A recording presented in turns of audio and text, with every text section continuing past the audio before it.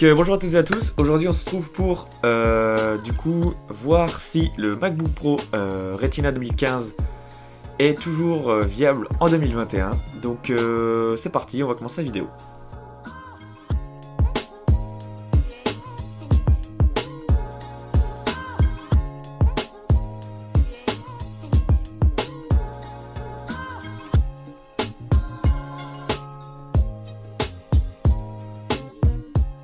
Donc tout d'abord on va parler de ses caractéristiques techniques, donc notamment du Mac que j'ai avec moi. Donc il s'agit d'un Mac avec un processeur du coup i7, Intel i7, donc 4 cœurs, 2,8 GHz, et voilà.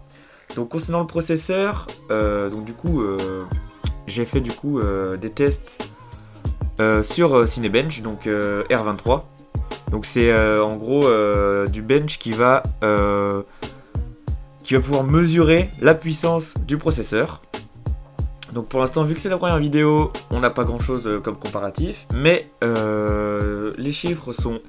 Du coup j'ai fait 3 essais de 10 minutes, donc 3971 pour le premier, 3937 pour le deuxième et 3947 pour le troisième en multicore. Et sinon, tout ce qui est en corps simple, donc encore solo, on est à 874. Ce qui en vrai est pas trop mal. Bon, pour aujourd'hui, il y a mieux, hein, forcément il y a mieux, mais c'est pas trop mal. En vrai, c'est pas trop mal. Donc ça c'est pour le processeur. Ensuite en RAM, on a 16 Go de RAM, donc c'est en DDR3, c'est pas du DDR4, mais bon, c'est quand même appréciable, parce que je sais que 16 Go ça va.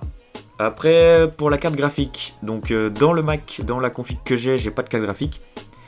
J'ai juste du coup l'Intel Iris Pro de 1536 MO que d'intégrer dans le processeur.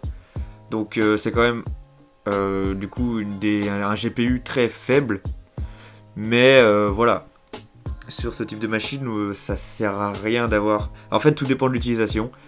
Si vous voulez faire des montages très poussés, voilà, ça va pas être chaud. Si vous voulez faire de la 3D, voilà, ça va être tendu. Du jeu vidéo, pareil, ça va être très compliqué. Mais après, si c'est de la bureautique ou des montages un peu plus simples, là, ça fera carrément le taf.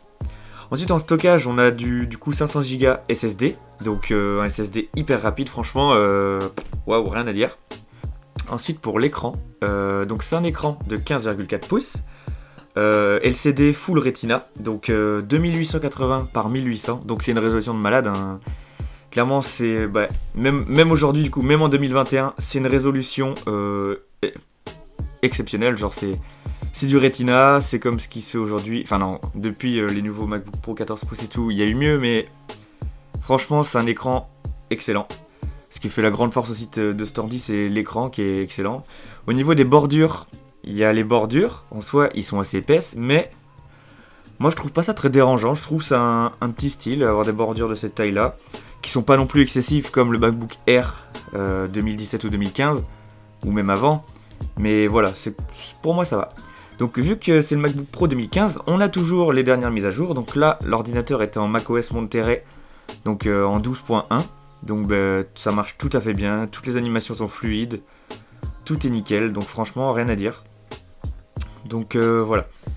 Du coup en ce qui concerne le clavier, il est excellent, franchement. En 2018 ou 2017, ils sont passés au clavier papillon il me semble. Et c'était assez horrible, surtout pour ceux qui aiment bien les claviers mécaniques. Là, franchement, ce clavier-là est nickel.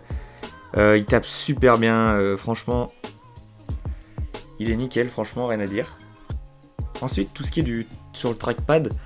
Donc c'est un trackpad avec la fonction Force Touch dans le milieu. Donc en gros, c'est qu'il y a 2 crans de pression quand vous appuyez dessus. Et c'est franchement hyper bien. Moi, j'ai déjà fait... Même je fais régulièrement des montages dessus que au pad, genre ça me dérange absolument pas. Même si une souris, bon, c'est peut-être à apprécier mieux. Mais franchement, j'aime bien faire les montages, notamment pour bouger, pour scroller dans la timeline avec le trackpad. Je trouve ça très fluide, voilà, j'aime beaucoup faire ça. Donc en soi, moi le trackpad, il est une taille plutôt petite, voire moyenne, mais il est très bien. Franchement, excellent le trackpad. Ensuite, concernant le son, et donc le son, il est passable. Je pourrais pas du coup, au rendu vidéo et tout, je pourrais pas vous le montrer, mais il est passable. Mais enfin, si on compare au MacBook Pro par exemple 2019, ça a rien à voir. Genre, il n'y a pas beaucoup de basses. Le son est clair, hein, et le son est clair, on entend bien les moyennes, hautes fréquences, ça va, mais dès qu'on va dans les basses fréquences, bof.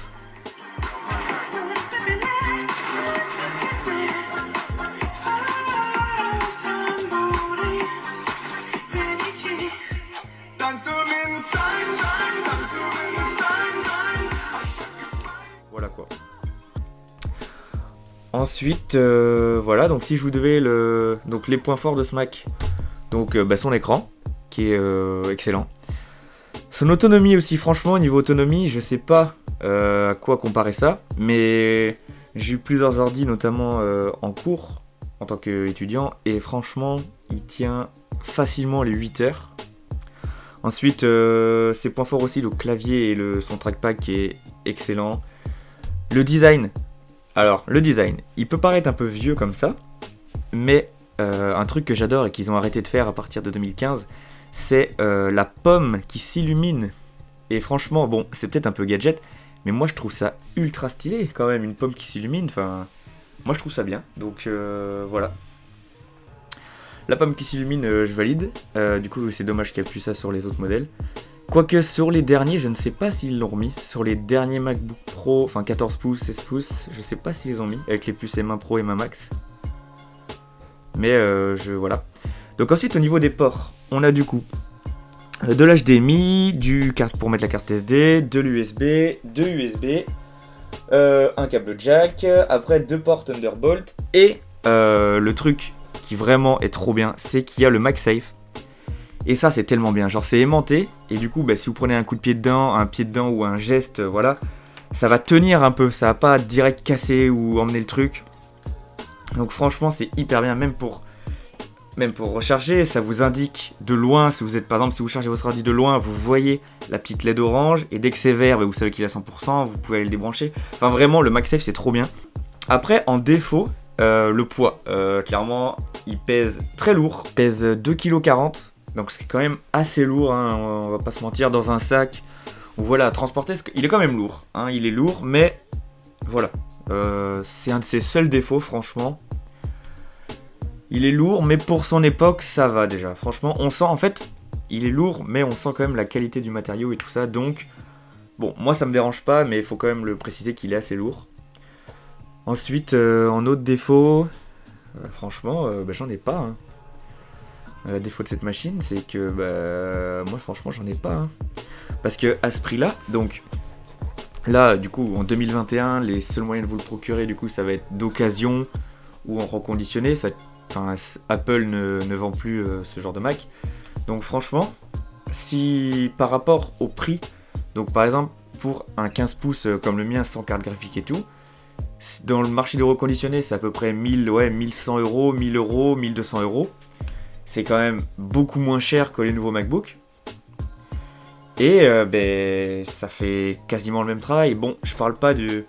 Par exemple, si on veut comparer avec un MacBook 2020, qui est à quasiment 2500 euros, voilà, bas de gamme, comparé à ça qui est 2 fois moins cher, franchement, à part du coup la Touch Bar, qu'il n'a pas, mais qui n'est pour moi pas essentielle, la Touch Bar, franchement. À part la Touch Bar et la puissance quand même du processeur et de la carte graphique qui sont mieux chez les plus récents, enfin mieux, encore les différences n'est pas exceptionnelle, et franchement cette machine est incroyable. Notamment, moi du coup, le mien je l'avais pris sur Back Market, donc voilà, Back Market en vrai je vous conseille. Je vous conseille parce que vous achetez, si ça vous plaît pas, le SAV est nickel et du coup vous pouvez renvoyer gratuitement et ça c'est vachement bien. En fait du coup ça met la confiance quoi. D'ailleurs si vous si vous voulez sur Back Market, je vous mets un petit code dans la description qui pourra du coup vous permettre de gagner 10 € sur votre première commande, ce qui est quand même bon.